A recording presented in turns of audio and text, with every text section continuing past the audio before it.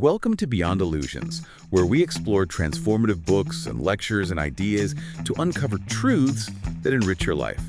In each episode, we challenge harmful beliefs and dive into spiritual insights to help you break free from illusions and embrace deeper wisdom. Absolutely. Today, we're diving deep into The Bible Tells Me So by Peter Enns. Yeah. This book really throws a curveball at how we typically approach the Bible. You know, what grabs me about Enns' work is how he takes this idea of the Bible as this fixed rule book, something rigid and inflexible, and gently nudges us to see it instead as this living, breathing narrative chock full of wisdom and, get this, even human fingerprints. I love that, human fingerprints. It makes the Bible feel more accessible somehow. But let's unpack this whole human element thing, because Enns really leans on this, doesn't he? He does, and for good reason. He's arguing that we can't truly grasp the Bible's message without understanding the people who wrote it. Their lives, their cultures, even their limitations. Imagine trying to understand Shakespeare without knowing anything about Elizabethan England. You might miss a lot of the nuances. It's the same with the Bible. That makes total sense. It's not about diminishing the Bible, but actually understanding it on a deeper level. It's about context, right? Exactly. It's like putting on a new pair of glasses and suddenly seeing things with more clarity. We start to appreciate the richness and complexity of the text when we take the time to understand its historical and cultural backdrop. Okay, so how does this play out in a practical way? How can we start seeing these human fingerprints in the text? Well, Enns spends a lot of time unpacking the book of Proverbs, and I think it's a brilliant example of how we can find wisdom in the messiness of human experience. Right, because Proverbs isn't exactly your typical rule book either, is it? Not at all. It's not about hard and fast answers, but about navigating the gray areas of life with wisdom and discernment. You'll find proverbs that seem to contradict each other, which can be confusing if you're looking for a simple formula. But Enns argues that these apparent contradictions are actually invitations to think deeper, to consider the context, and to embrace the complexity of human experience. And that's where the real wisdom lies, right? In those gray areas, those moments where we have to grapple with nuance and uncertainty. It's not about having all the answers, but about learning to ask the right questions. Precisely. And you know what's even more fascinating is how Enns brings Jesus into this whole conversation. Okay, this is where it gets really interesting. Tell me more about Jesus and how he fits into all of this. Well, Enns points out that even Jesus, who Christians revere as the Son of God, reinterpreted Old Testament teachings. He wasn't afraid to challenge the status quo, to go against the grain of traditional thought. Do you have a specific example of what you mean? Sure, think about the story of the woman caught in adultery. The religious leaders wanted to stone her according to the law, but Jesus challenges them, famously saying, "Let he who is without sin cast the first stone." Whoa, that is a powerful example. It is. Jesus, even though he was steeped in Jewish tradition and law, demonstrates incredible flexibility and wisdom in his interpretation of Scripture. He's showing us that compassion and context matter, that sometimes we need to look beyond the letter of the law to find the true spirit of the message. So if Jesus felt comfortable reinterpreting Scripture, does that mean we have that same freedom? It's not about blindly following rules, but about seeking deeper meaning and understanding? That's a great question, and one that Enns encourages us to grapple with. He's inviting us to engage with the Bible on a more personal, more nuanced level.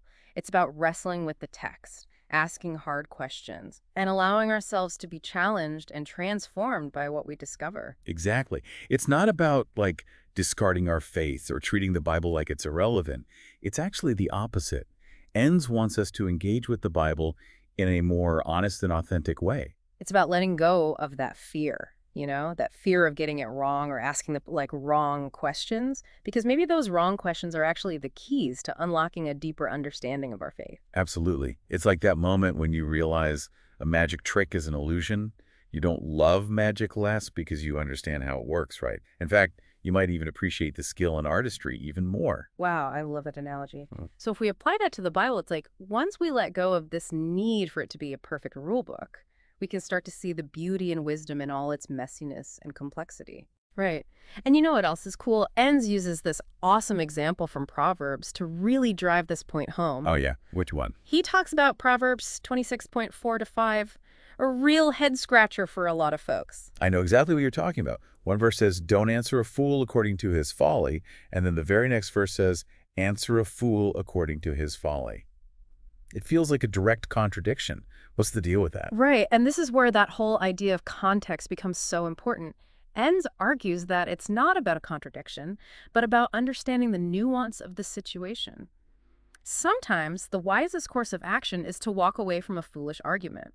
But other times, speaking up might be necessary, even if it feels like you're stooping to their level. So it's about discernment, knowing when to engage and when to walk away. That's a tough one, even outside of reading the Bible. Exactly. And that's what's so brilliant about Enns' approach. He's not giving us a set of rules to follow blindly, right? Okay. He's helping us develop the wisdom and discernment we need to navigate the complexities of life, just like the book of Proverbs does. It's like he's saying, hey, life is messy, faith is messy, and the Bible, reflecting that messiness, is actually an invitation to lean into that messiness and learn from it. I love that. You've got it. And remember, you are not alone in this. It's a journey we're all on together. And that makes me think about those people who find comfort in the perceived certainty of religious doctrine. This whole idea of embracing uncertainty, especially when it comes to something as fundamental as faith, can be a big leap. How does Enns address that? You're right. That can feel really unsettling for some people. But Enns reminds us that true faith doesn't come from having all the answers, but from wrestling with the hard questions and embracing the unknown. It's about trusting the journey, even when we can't see the path clearly ahead of us. Exactly. And that can be so much scarier than just being handed a set of rules, right? But it's also in that space of uncertainty, in those moments of wrestling, that our faith can really take root and grow. It's about moving away from a fear-based faith and stepping into a faith that's rooted in curiosity, in open-mindedness, and in that willingness to say, I don't have all the answers, and that's okay. Absolutely. And it's interesting because this whole idea of embracing uncertainty and finding wisdom in the messiness isn't just relevant to our faith, it's relevant to our lives in general, wouldn't you say? 100%. Think about our relationships, our careers, even just figuring out our purpose in life. Yeah. There's no rule book for any of that.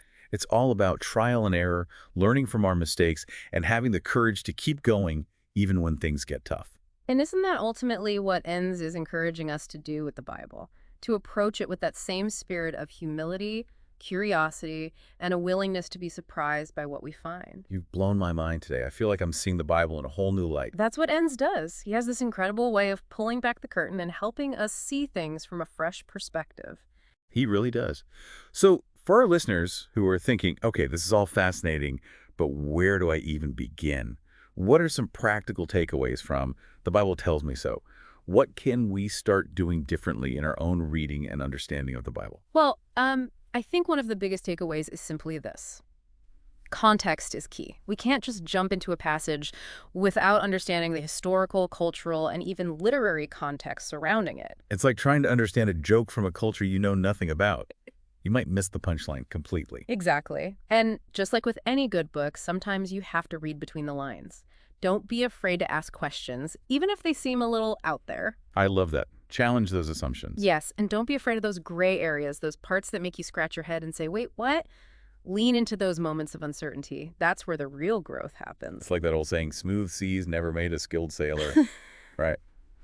So, as we wrap up our deep dive into The Bible Tells Me So, what's the one thing you hope listeners will take away from Enns' work? That it's okay to not have all the answers. In fact, the more we learn, the more we realize how much we don't know. Embrace the mystery, let go of the need for certainty and control, and most importantly, never stop asking questions. That's what makes this whole journey of faith so incredibly rewarding. Beautifully said. And on that note, I want to encourage all our listeners to check out The Bible Tells Me So by Peter Enns. It's a challenging read, but trust me, it's worth it. It might just revolutionize the way you see the Bible, your faith, and maybe even yourself. I completely agree. It's a book that will stay with you long after you finish reading it. And who knows, it might even spark some amazing conversations around your own dinner table. No, wouldn't that be something? So, until next time, keep exploring, keep questioning, and keep diving deep into the wisdom that's all around us.